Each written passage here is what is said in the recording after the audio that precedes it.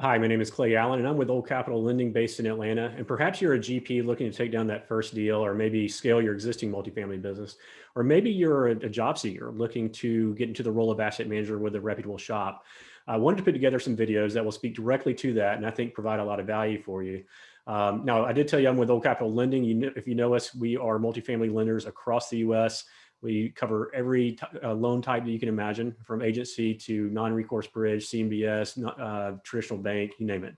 Love to help you out in that regard. But I was a former asset manager prior to joining Old Capital with a couple large shops across the Southeast.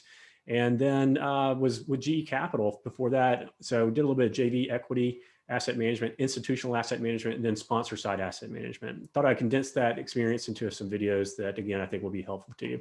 Wanted to focus on the position for this particular video, a very high level. And then we'll kind of dive into some more the day-to-day task, just more or less instructional videos, maybe how to formulate a business plan, what to look for on a site visit, KPIs, what to pay attention to, that kind of thing. So stay tuned for those. But for now, let's kind of get into the position itself. You'll see this very simple slide. I just have the IRR here. There's no math to do. But I want you to take a look at this position as, well, it's an investment, right? You are running an investment. And so that's why I scratched out the asset and inserted the word investment. In fact, one of my employers actually called the position investment manager rather than asset manager. Appropriate. I don't care what you call it. At the end of the day, you are running an investment. You have a certain amount of equity going in, you have periodic cash flows in between, and then you have a reversion at the end, and you want to maximize the value in the day. So look at every single decision that you make as an asset manager through the lens of this is an investment. Will it be accretive, or perhaps will it stem losses? An example of that might be that you get a call from your property manager or your regional manager who says, "Hey, Clay, we have, our maintenance director is just really falling down the job, not been very impressed. We're going to make a move on them, I think. And we want to bring someone else in, but market really is 30. We budgeted 25. It's really $30 per hour. We need you to approve that." Well, all of a sudden you kind of have somewhat of a budget busting decision to make. It's not what you put in your pro forma. It's not what you put in your budget. So what do? Well, you have to measure it. And of course, it's hard to apply math around that necessarily because you don't know how, your rents are going to grow as a result of you going up in cost on a payroll. But you do know that if it's, generally speaking, if it's good for the asset, good for the property, in most cases, it'll be good for the investment. But you have to use a little bit of discretion. There will be a lot of decision that you make, a lot of things that you're presented with, how to spend your money, your cash flow, how to spend the capital that you set aside. But you have to do that through the lens of an investment or investment manager.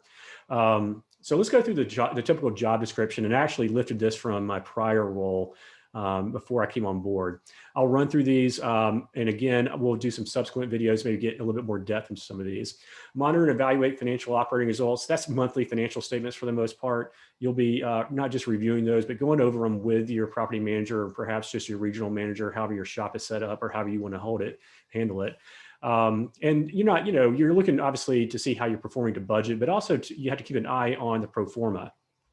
The reason I say that is after you get into, say, the first or second year, you're going to develop yearly budgets that will deviate at some level, either negative or positive, will deviate from the pro forma. So you always want to keep an eye on both. You don't want one to slip, you don't want the pro forma to kind of slip out of your mind.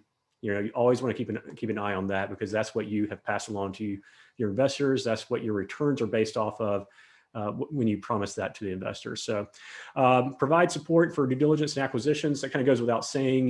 You will, if you're part of a large shop, you might find yourself going down and touring properties before offers are made, or you might find yourself a part of the due diligence team. And of course, if you are a small shop, maybe a GP, one or two people, you'll be doing a lot of this stuff, obviously. Meet quarterly and annual cash distribution targets. That is a massive piece of this job. And it's not just approving the checks. It's actually looking ahead to make sure you have enough cash and cash flow to meet the cash on cash returns that you promised your investors. So a lot of that would mean going ahead and reforecasting on a routine basis. It might be monthly. If it's a more challenging asset, it might be quarterly if you feel pretty comfortable with the performance of the property. But that is a very important piece of this job. Complete monthly financial reviews. We just talked about that. it says review weekly project data. Those are your KPIs, or key performance indicators. Leasing reports, traffic reports, and age delinquencies. I'll do a separate video on that, and we'll dive into that. But what I'd tell you with the KPIs, if cash flow is the blood that kind of runs through the lifeblood of your asset, kind of the blood that runs through your investment, then KPIs are the vital signs. And you want to be on top of that on a weekly or maybe monthly basis. But you want to be on top of it and working through those and kind of challenging your property management team with any challenges that you are seeing with the outputs of those. Establish long-term and short-term initiatives. That's more business planning, strategy setting to reach the hurdles that you had set out in the very beginning. And you'll document that. We'll do another video on just formulating a business plan, but you'll document that in a business plan. It'll be updated probably each year prior to budget season. So that's just part of your role. Establish and enforce benchmarks, guidelines, and policies. Fair enough. I won't go into that. Assist in strategic business planning. We just talked about that. Work collaboratively with property management to improve operational performance. We kind of talked about that at very first. You will be working, if you see something that's more systemic, an issue, maybe you're just going over in utilities and you can't figure out why, and you're going to have to figure out something, maybe send out a third-party firm to try to look for a water leak or whatever.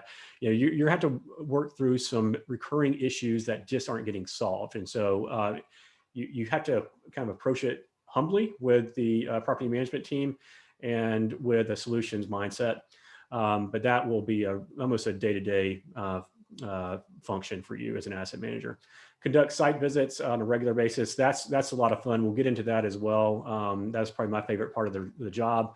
You're not just doing site visits for your property, but you'll be doing some comp shops, especially for properties that are facing a lot more competition in your submarket. Manage the annual budget review and approval process. On that, you may find yourself having to draw up the budget to create the budget itself. A lot of cases, especially if you have a third-party property management company, they're going to do that for you. That'll be written into the property management agreement.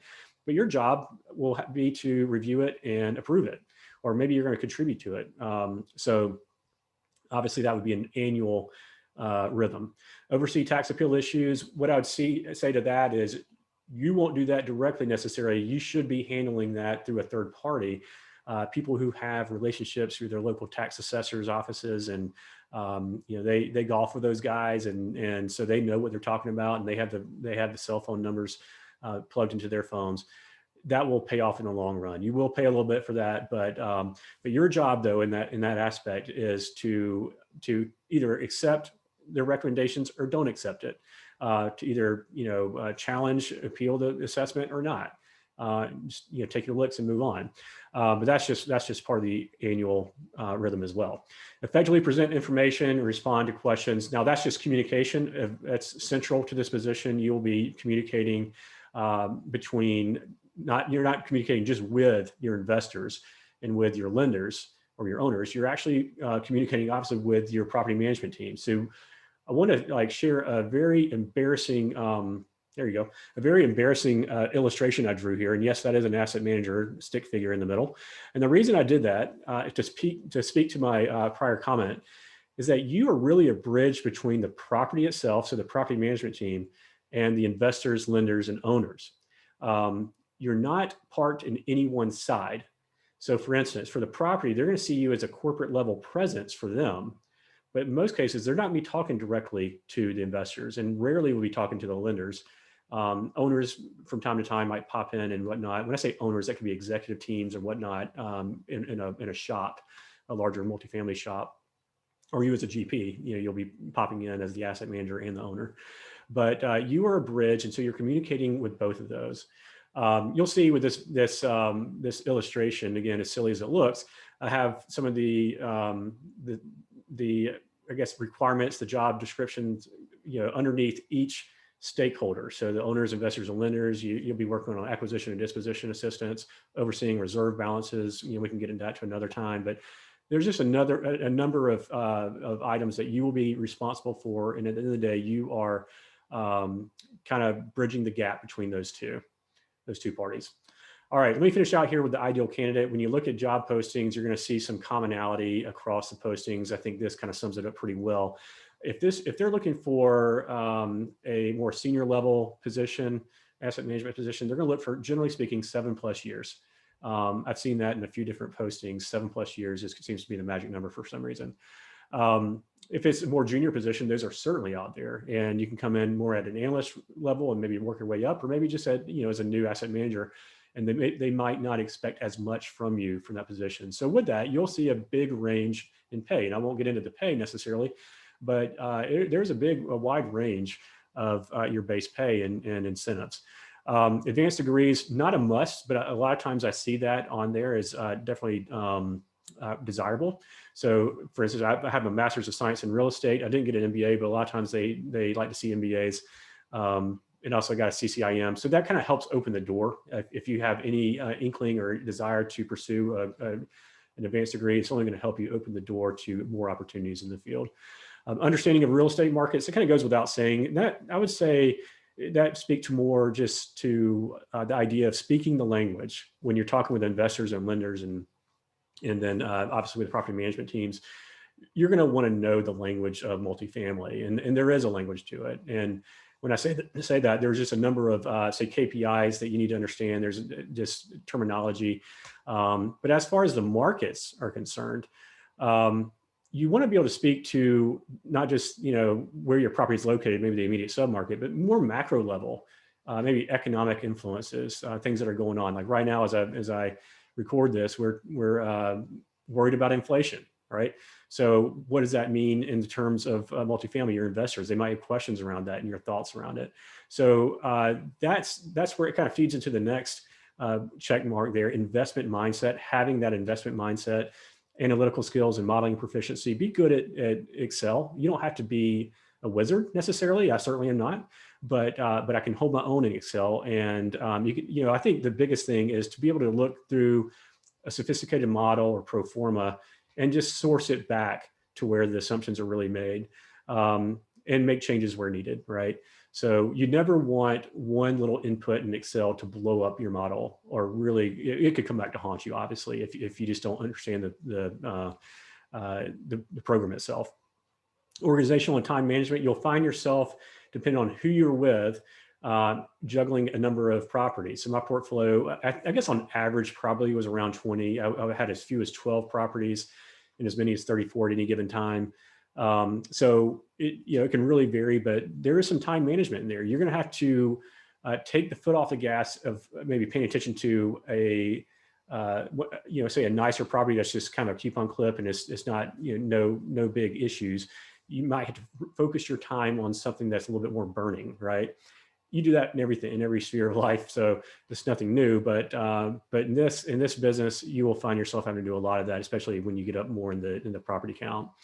Communication we talked about, I won't get into that any further. And then the ability to travel, we touched on that. But what I would say with that is, if you have properties outside of your home base, you will be on a plane on at least a quarterly basis, more than likely. And if it's a problem asset, you might be out there monthly, trying to cure something. So take that for what it's worth. That's the first of a few videos here. Again, my name is Clay Allen. There's my contact information. We'd love to help you out with financing of multifamily, your next deal. But also, if you have any questions about asset management, please feel free to reach out to me. Just shoot me an email or even give me a call. That's great. Thank you very much, and we'll see you on the next one.